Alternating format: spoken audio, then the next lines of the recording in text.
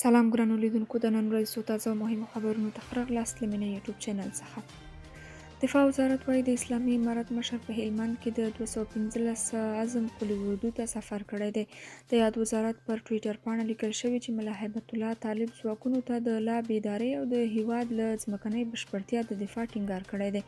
نوموړي له ټولو نظامیانو غوښتي چې ولس سره د خدمت په برخه کې هر اړخیزه مرسته وکړي. یاده دې وي چې څه موده وړاندې د هلمند قلي اردو کې د هلمندي او کندهاري طالبانو ترمنځ جنجال هم شوی و.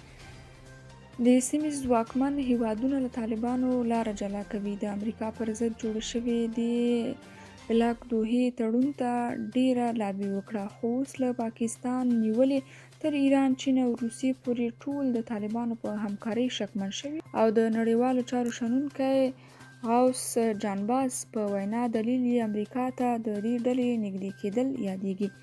د افغانستان لپاره د ایران پخوانی سفیر محمد رضا بهرامي هم ویلي د دوحې معمارانو وضعیت ډیر ساده تشریح کاوه او د محاسبې الزامات یې د اوسني وضعیت لامل دي. حقانی وایي شهزاده هیري باوجدانه قاتل دی، محاکمه یې غواړو. د افغانستان د سرپرست حکومت لوړپوړي غړي د بریتانیا د شهزاده لخوا د 25 افغانانو وژلو په غبرګون کې ویلي چې هغوی د شطرنج مهرې نه بلکې انسانان و. د بریتانیا د شاهي کورنۍ غړي شهزاده هیري ویلي په 2012 او 2014 کلونو کې په افغانستان کې 25 طالبان وژل دي.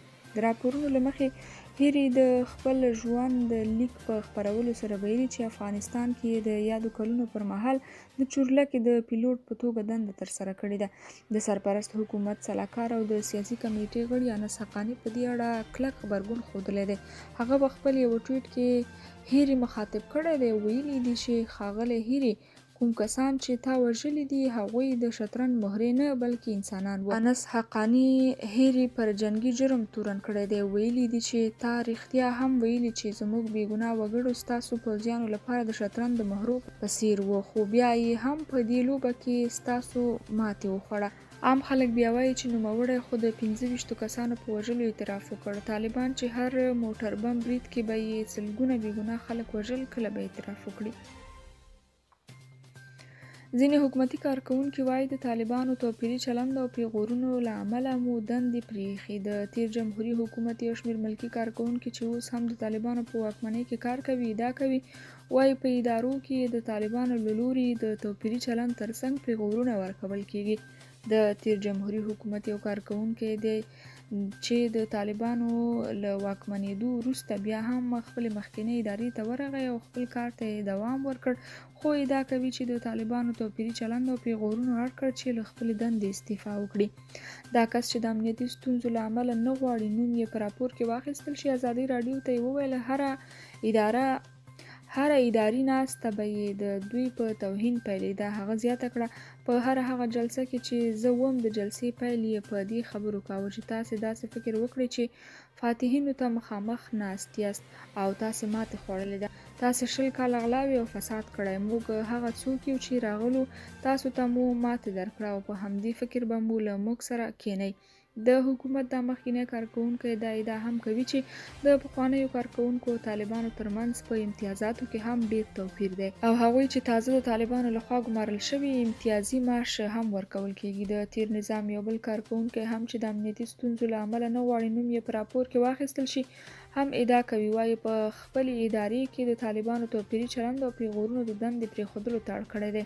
هغه وایي د دوی توپیري او تابعیضي چلند به موږ سخت خفه کولو او د پردیتوب احساس یې راکاوه، د وطن د مالکیت احساس او غرور یې راوواژه، له همدې امله مې دنده پرېښوده. د افغان کډوالو لپاره پاکستان سره 80 میلیونه ډالر مرسته شوې ده. په اسلام آباد کې د امریکا سفارت وایي چې امریکا تیر 2022 مالي کال کې افغان کډوالو ستونزو ته د رسیدنې په خاطر له پاکستان سره 80 میلیونه ډالر مرسته کړې ده.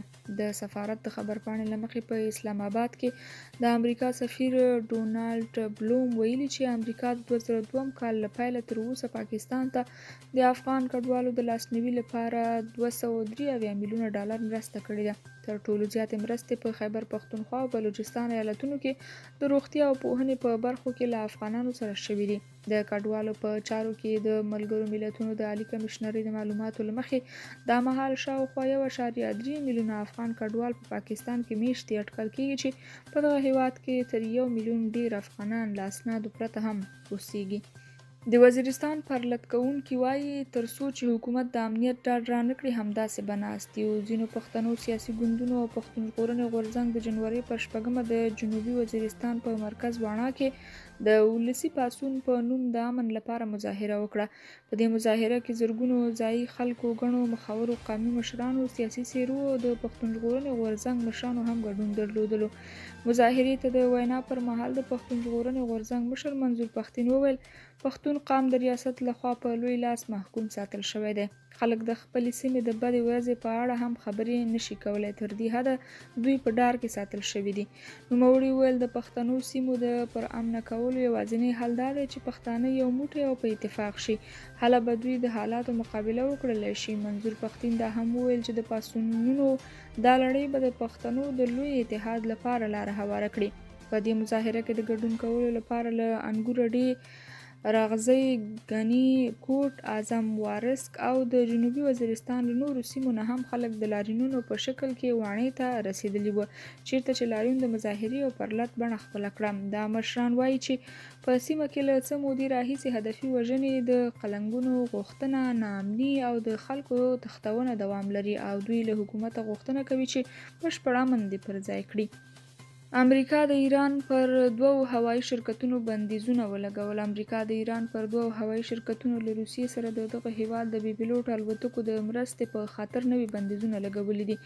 د امریکا د خزانې وزارت ویلي چې د قدس ډلې هوایي صنعت او د ایران د فضایي صنایعو سازمان تر بندیزونو لاندې راغلی دی. دغه راز ویل شوي چې د دواړو ادارو اجرایوي غړي او د بورډ غړي د اوکراین په جګړه کې روسیې ته د بې پیلوټ الوتکو په جوړولو کې د لاس لرلو له امله له بندیزونو سره مخامخ دي. د امریکا د خزانې وزیر جینت یلن ویلي هیواد به یې پر اوکراین د ولادیمیر پوتین د ناموجي یرغل د مخنیوي لپاره له هرې لارې کار واخلي. امریکا او د اوکراین لویدیځو متحدینو په وار وار ادعا کړې چې ایران روسیې ته د شهید په نوم بې پیلوټه الوتکې ورکړي چې د اوکراین پر وړاندې به جګړه کې ترې کار واخلي. په تیره یوه اونۍ کې د اوسپنې پټلۍ له لارې نږدې 118,000 ټنه انتقالات ترسره شوي دي. د اوسپنې پټلۍ اداره وایي چې تیره اونۍ د حیرتان، اقنی او تورغونډۍ اوسپنې پټلیو له لارې 118,119 مټریکه ټنه توکي لیږدول شوي دي. په یادو توکو کې 1,948 ټنه توکي صادر شوي چې لویه برخه یې وچه میوه ده. درنو کتونکو، د دې ساعت خبرونه تر همدې ځای او تر بیا نورو خبرونو خوشحاله شئ. د خدای په امان.